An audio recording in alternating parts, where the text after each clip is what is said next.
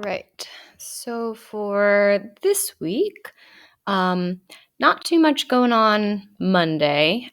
Just some time for 8A students to work and ask questions about the Steinbeck article if need be.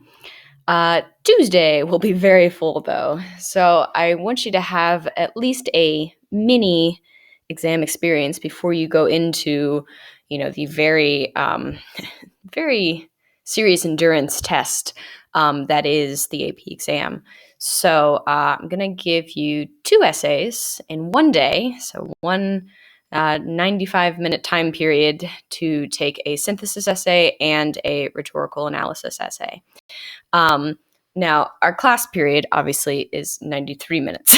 So I'm trying to give you the full 95. And, many of you, I'm sure, won't need those extra 2 minutes. But I will hold off my second period class for as long as need be. And we're going to get started right on time on that day, so that you guys have as much time as possible.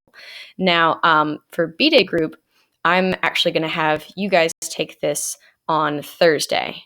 So just be prepared, when you come to class on Thursday, we're starting it right away, and it will take our entire time. We will be pressed for time. So I'll have a packet with the synthesis essay and sources and the rhetorical analysis essay, on your desk, ready to go. And I'll give you the code to get in and start, right as soon as the Pledge of Allegiance is finished and all that. So yeah, that's my plan. So A-Day group will take care of this Tuesday, and B-Day group will take care of it Thursday. And that way you'll have physical sources in front of you, and I'll be there to, troubleshoot any problems. So nothing much happening Wednesday. The Steinbeck stuff is due that day, so I just kind of filled it in as a working day, and in case you need some time to finish that up. All right, for Friday, one last little aspect of the Crucible is the fact that, in addition to being this sort of political allegory and a historical look at witch trials, it is also what Arthur Miller wanted to kind of redefine as a tragedy. So a lot of people, when they think of the word tragedy, they think, oh, something sad, like a bus full of kindergartners holding tiny fluffy kittens, tragically blows up. And people say, oh, what a tragedy. But the classical definition, so, think like way, way back in the day, like Shakespeare's time definition of tragedy, was a little bit different than just something sad. So I'm going to present you with the classic definition and then talk about this article by Arthur Miller about how he wanted to kind of redefine what a tragedy was. So classically, the definition of tragedy had sort of 3 parts to it. So the first part, it must depict the downfall of a noble hero or heroine, typically royalty, but it could just be somebody kind of upper class. And it usually occurred through some combination of hubris, their pride, fate and destiny, and the will of the gods. So one aspect of tragedy that is explored in the classic definition that we don't see as much nowadays is this idea of nobility. So if you look at, Shakespeare's plays, Shakespeare's tragedies, all of them are upper class of noble birth. And the idea was that, if you didn't have that status, then you couldn't really have a fall. Because, of course, the lower class people of society, they didn't have anywhere to go because they were already down at the bottom. But anyway, so that's one aspect that has been evolving. The second aspect, the tragic hero should have a flaw. They will make some sort of mistake. And the kind of classic term for a tragic flaw was hamartia. So in the Crucible, we definitely see our tragic hero having a flaw, some flaws, let's say.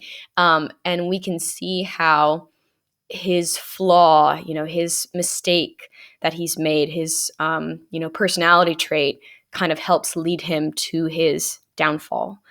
And finally, the hero must undergo a change in fortune, typically death, as a result of his flaw. So that flaw, combined with fated elements, will lead the tragic hero typically unto death. If the tragic hero did not die, they usually were pretty much destined to do so. So I think one of the only tragedies I've read where the tragic hero does not die, he ends up wandering in the desert blind. So, okay, probably not going to make it very far. But yeah, so that's classic definition of tragedy. So, what Arthur Miller attempts to do in his article is to kind of redefine and explore how one of the aspects of this definition, really needs to be changed to reflect the modern era. So, what I ask you is, what is Arthur Miller's primary claim in this piece? So, exploring his purpose, his main message, and of course, using smoothly incorporated textual evidence to support your response. So, it doesn't need to be full-on essay length or anything, but should be more than just a few sentences. So in the process of trying to explain his primary claim, you may need to address, some kind of secondary ones to really explore the full complexities of his argument. So, all right. So I will go ahead and read the piece to you now. Tragedy and the Common Man by Arthur Miller. You can probably already guess the direction this is going to be going just from the title, now that you know the classical definition of tragedy. But I will read it to you anyways. In this age, few tragedies are written. It has often been held that the lack is due to a paucity of heroes among us, or else that modern man has had the blood drawn out of his organs of belief by the skepticism of science, and the heroic attack on life cannot feed on an attitude of reserve and circumspection. For one reason or another, we are often held to be below tragedy, or tragedy above us. The inevitable conclusion is, of course, that the tragic mode is archaic, fit only for the very highly placed, the kings or the kingly, and where this admission is not made in so many words, it is most often implied. I believe that the common man is as apt a subject for tragedy in its highest sense as kings were. On the face of it, this ought to be obvious in the light of modern psychiatry, which bases its analysis upon classic formulations, such as the Oedipus and Orestes complexes, for instance, which were enacted by royal beings, but which apply to everyone in similar emotional situations. More simply, when the question of tragedy in art is not an issue, we never hesitate to attribute to the well-placed and the exalted the very same mental processes as the lowly. And finally, if the exaltation of tragic action were truly a property of the high-bred character alone, it is inconceivable that the mass of mankind should cherish tragedy above all other forms, let alone be capable of understanding it. As a general rule, to which there may be exceptions unknown to me, I think the tragic feeling is evoked in us when we are in the presence of a character who is ready to lay down his life, if need be, to secure one thing, his sense of personal dignity. From Orestes to Hamlet, Medea to Macbeth, the underlying struggles that of the individual attempting to gain his rightful position in his society. Sometimes he is one who has been displaced from it, sometimes one who seeks to attain it for the first time, but the fateful wound from which the inevitable events spiral is the wound of indignity, and its dominant force is indignation. Tragedy, then, is the consequence of a man's total compulsion to evaluate himself justly.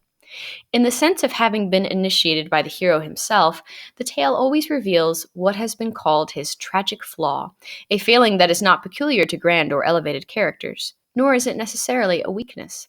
The flaw, or crack, in the character is really nothing, and need be nothing, but his inherent unwillingness to remain passive in the face of what he conceives to be a challenge to his dignity, his image of his rightful status.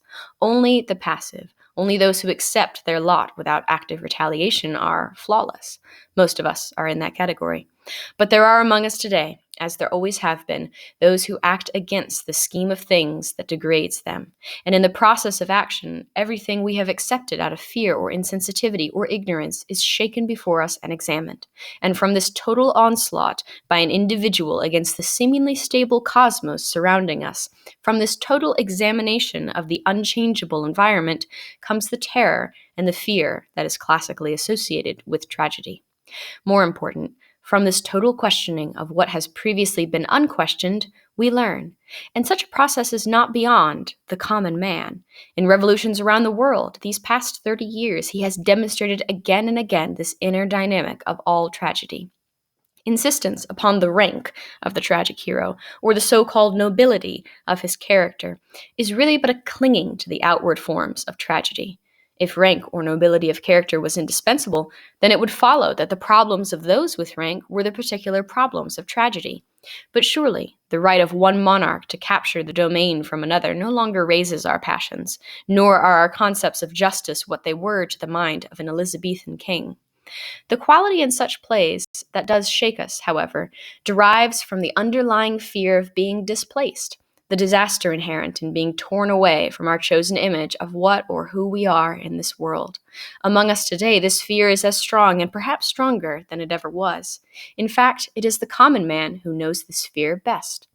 Now, if it is true that tragedy is the consequence of a man's total compulsion to evaluate himself justly, his destruction in the attempt posits a wrong or an evil in his environment. And this is precisely the morality of tragedy and its lesson. The discovery of the moral law, which is what the enlightenment of tragedy consists of, is not the discovery of some abstract or metaphysical quantity. The tragic night is a condition of life, a condition in which the human personality is able to flower and realize itself. The wrong is the condition which suppresses man, perverts the flowing out of his love and creative instinct. Tragedy enlightens, and it must, in that it points the heroic finger at the enemy of man's freedom. The thrust for freedom is the quality in tragedy which exalts. The revolutionary questioning of the stable environment is what terrifies. In no way is the common man debarred from such thoughts or such actions. Seen in this light, our lack of tragedy may be partially accounted for by the turn which modern literature has taken toward the purely psychiatric view of life, or the purely sociological. If all our miseries, our indignities, are born and bred within our mind, then all action, let alone the heroic action, is obviously impossible. And if society alone is responsible for the cramping of our lives, then the protagonist must needs be so pure and faultless as to force us to deny his validity as a character. From neither of these views can tragedy derive, simply because neither represents a balanced concept of life. Above all else, tragedy requires the finest appreciation by the writer of cause and effect. No tragedy can therefore come about when its author fears to question absolutely everything, when he regards any institution, habit, or custom as being either everlasting, immutable, or inevitable. In the tragic view, the need of man to wholly realize himself is the only fixed star, and whatever it is that hedges his nature and lowers it is ripe for attack and examination, which is not to say that tragedy must preach revolution. The Greeks could probe the very heavenly origin of their ways and return to confirm the rightness of laws. And Job could face God in anger, demanding his right and end in submission. But for a moment, everything is in suspension. Nothing is accepted. And in this stretching and tearing apart of the cosmos, in the very action of so doing, the character gains size, the tragic stature, which is spuriously attached to the royal or the high-born in our minds. The commonest of men may take on that stature to the extent of his willingness to throw all he has into the contest, the battle to secure his rightful place in his world. There is a misconception of tragedy with which I have been struck in review after review, and in many conversations with writers and readers alike. It is the idea that tragedy is of necessity allied to pessimism. Even the dictionary says nothing more about the word than that it means a story with a sad or unhappy ending. This impression is so firmly fixed that I almost hesitate to claim that in truth, tragedy implies more optimism in its author than does comedy, and that its final result ought to be the reinforcement of the onlooker's brightest opinions of the human animal. For if it is true to say that in essence the tragic hero is intent upon claiming his whole due as a personality, and if this struggle must be total and without reservation, then it automatically demonstrates the indestructible will of man to achieve his humanity.